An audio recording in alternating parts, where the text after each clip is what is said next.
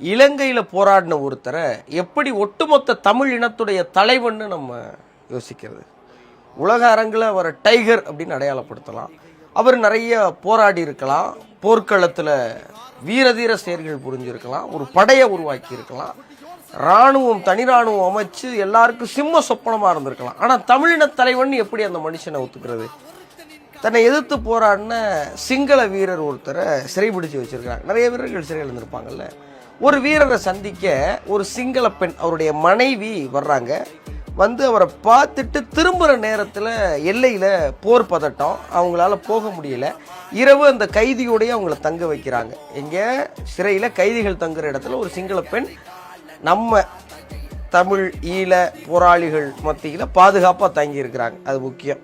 திருப்பி அந்த பெண் போயிடுறாங்க. ஒரு 2 மாதம் கழித்து தலைவருக்கு கடிதம் வருது.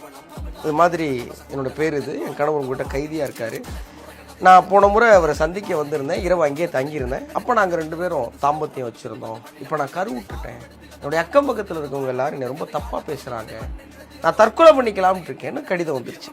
இந்த கடிதத்தை அந்த பெண்ணை அமிச்சதுக்கப்புறம் 3 நாள் கழித்து வீட்டை விட்டு வெளியே போய் பார்க்குறா, அந்த கைதி வீட்டு வாசல் வந்து நிற்கிறேன். அவன் ஒரு சிங்கள வீரன், நம்மளை எதிர்த்து சண்டை போட்டவன், நம்மளை கொலை பண்ணவன், சொல்லன்னா துயரில் நம்மளை ஆளாக்கினவன்ல ஒருத்தன். ஆனால் ஒரு பெண்ணுடைய மானம் பறிபோயிடக்கூடாதுன்னு அவனை திருப்பி அனுப்பிச்சு அந்த மனசு இருக்குல்ல, அதுதான் ஒரு தமிழனுடைய மனசு. அதுதான் தமிழ் சொல்லி கொடுக்குற அறம்.